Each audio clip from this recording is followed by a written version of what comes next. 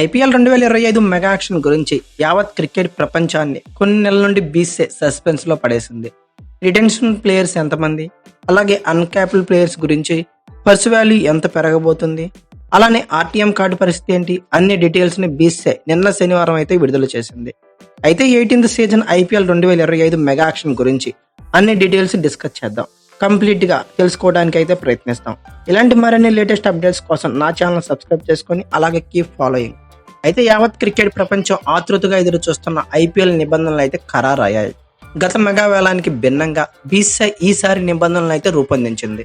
RTM card అంటే right to match card rule ని తిరిగి తీసుకొచ్చింది. అలాగే రిటైర్మెంట్ ప్రకటించి 5 ఏళ్లు గడిచిన ఆటగాడిని అన్క్యాప్డ్ ప్లేయర్ గా పరిగణించనున్నారు.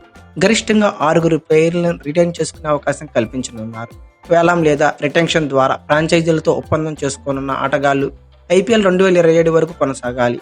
అలాగే ఫ్రాంచైజ్ పర్స్ వాల్యూని 120 కోట్ల వరకు పెంచారు. అంటే 20% అయితే పర్స్ వాల్యూ పెరిగింది. బెంగళూరు వేదికగా శనివారం జరిగిన ఐపీఎల్ గవర్నింగ్ కౌన్సిల్లో ఈ నిబంధనలు అయితే ఖరారు చేశారు. అయితే రిటైన్ చేసుకునే 6 ఆటగాళ్లలో ఒకరు ఖచ్చితంగా అన్క్యాప్డ్ ప్లేయర్ ఉండాలనే కండిషన్ ను పెట్టింది బీసీసీఐ. గరిష్టంగా 2 అన్క్యాప్డ్ ప్లేయర్స్ వరకు ఉండే ఛాన్సెస్ అయితే ఉన్నాయి. మిగిలిన 5 ఆటగాళ్లు ఇండియన్స్ లేదా విదేశీ ప్లేయర్లైనా కావచ్చు అని చెప్పుకొచ్చారు. రిటైన్ లిస్ట్ లో విదేశీ ఆటగాళ్ళకి ఎలాంటి పరిమితి అయితే విధించలేదు. అంతేగాక 6 ప్లేయర్లు నేరుగా రిటైన్ చేసుకోవచ్చు, లేదా అందరినీ ఆర్టీఎం కార్డు ద్వారా అయినా పొందవచ్చు, లేదా రెండింటి కలయికతో అయినా ఫ్రాంచైజీతోనే అట్టిపెట్టుకోవచ్చు. రిటెన్షన్ స్లాబులను ఖరారు చేశారు. 5 ఆటగాళ్లను రిటైన్ చేసుకుంటే 75 కోట్లు అయితే చెల్లించాలి. అన్క్యాప్డ్ ప్లేయర్ గా 4 కోట్లుగా నిర్ణయించారు. అయితే తొలి 3 రిటెన్షన్లు వరుసగా 18 కోట్లు, 14 కోట్లు, అలాగే 11 కోట్లు అయితే చెల్లించాలి. మిగిలిన 2 రిటెన్షన్లకి మళ్ళీ 18 కోట్లు, 14 కోట్లు వెచ్చించాలి. అంటే పర్స్ వాల్యూ 120 కోట్లలో రిటెన్షన్లకు వచ్చేలాగే 5కే 75 కోట్లు పోతాయి. అయితే 75 కోట్లు పోగా 120 కోట్లు పర్స్ వాల్యూలోకి 45 కోట్లతో మెగా వేలంలోకి రావాల్సి ఉంటుంది. అలాగే అన్క్యాప్డ్ ప్లేయర్ ను కూడా రిటైన్ చేసుకుంటే 41 కోట్లతోనే ఆక్షన్లో బరిలో దిగాలి. అంటే అన్క్యాప్డ్ ప్లేయర్కి వచ్చేకి 4 కోట్లు చెల్లించాల్సి ఉంటుంది.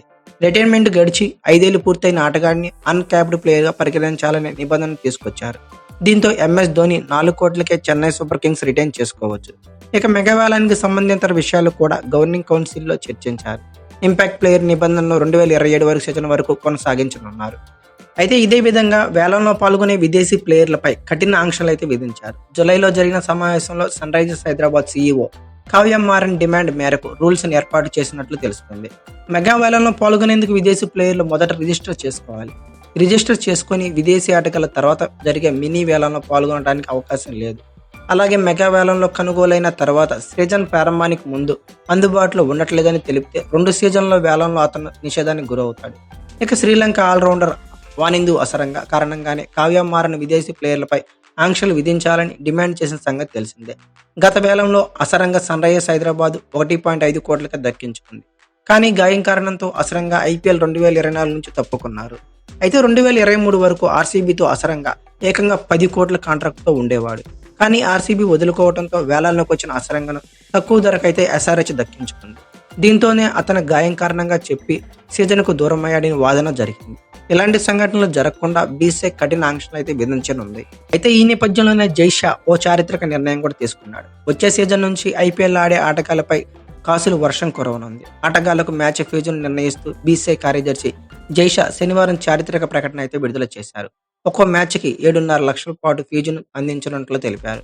ఒప్పందం చేసుకున్న మొత్తానికి కాకుండా ఇది అదనంగా లభిస్తుందని చెప్పుకొచ్చారు. లీగులో అన్ని మ్యాచ్లు ఆడితే ఒప్పందం మొత్తానికి అదనంగా 1.05 కోట్లు దక్కుతాయని జైషా వివరించారు. అన్క్యాప్డ్ అలాగే ఎమర్జింగ్ ప్లేయర్లకు ఇది జాక్పాట్ వంటిదని చెప్పుకోవచ్చు. ఆర్థికంగా ఆటగాళ్ల జీవితాలు మారిపోతాయి. జీతాల కోసం ఫ్రాంచైజీలకు ఓ సీజన్కి 12.60 కోట్లు అయితే కేటాయిస్తున్నట్లు జైషా పేర్కొన్నారు. అయితే ఐపీఎల్లో ఇది చారిత్రాత్మక నిర్ణయంగా భావిస్తున్నాం. మన క్రికెటర్లకు మంచి ఫీజును ప్రవేశపెడుతున్నాం. ఓ మ్యాచ్కి 7.5 లక్షల ఫీజును అందించనున్నాం. ఓ క్రికెటర్ సీజన్లో అన్ని మ్యాచ్లు ఆడితే కాంట్రాక్ట్ మొత్తంతో పాటు అదనంగా 1.05 కోట్లు పొందుతాడు. సీజన్కు ప్రతి ఫ్రాంచైజీకి మ్యాచ్ ఫీజు కింద 12.60 కోట్లు అయితే కేటాయిస్తున్నాం. ఇది ఐపీఎల్కు మన ప్లేయర్లకు కొత్త శకం అని జైషా గారు ట్వీట్ చేశారు. అన్క్యాప్డ్ ప్లేయర్లకు కనీస ధర దక్కించనున్న ఆటగాళ్లకు ఇది వరంగా మారుతుంది. ఉదాహరణకు ఓ ఆటగాడు కనీస ధర 20 లక్షలతో ఓ ఫ్రాంచైజీకి ప్రాతినిధ్యం వహిస్తున్నాడు. అతడు సీజన్లో అన్ని మ్యాచ్లు ఆడితే 20 లక్షలతో పాటు అదనంగా 1.05 కోట్లు పొందుతాడు. అయితే ఇది పూర్తిగా భారత ప్లేయర్లకు మాత్రమేనా, విదేశీ ఆటగాళ్లకు కూడా వర్తిస్తుందా అనే విషయంపై స్పష్టత అయితే రాలేదు. జైషా చేసిన ట్వీట్లో అయితే మన ప్లేయర్లకని సంబోధించాడు. దీంతో కేవలం భారత ఆటగాళ్లకు మాత్రమే ఫీజు అందిస్తారని తెలుస్తుంది. అయితే ఐపీఎల్ 2025 మెగా ఆక్షన్‌కి సంబంధించి బీసీసీఐ రిలీజ్ చేసిన రూల్స్ అయితే మాత్రం ప్రస్తుతానికి ఇవి. ఇంకా ఏమైనా డౌట్స్ ఉంటే కామెంట్ బాక్స్‌లో పిన్ చేయండి. అలాగే ఈ వీడియో కనుక మీకు నచ్చినట్లయితే like, share, comment plus subscribe చేసుకోండి. అలాగే పక్కనే ఉన్న బెల్ ఐకాన్ నొక్కడం మాత్రం మర్చిపోకండి. Thank you for watching. Have a nice day.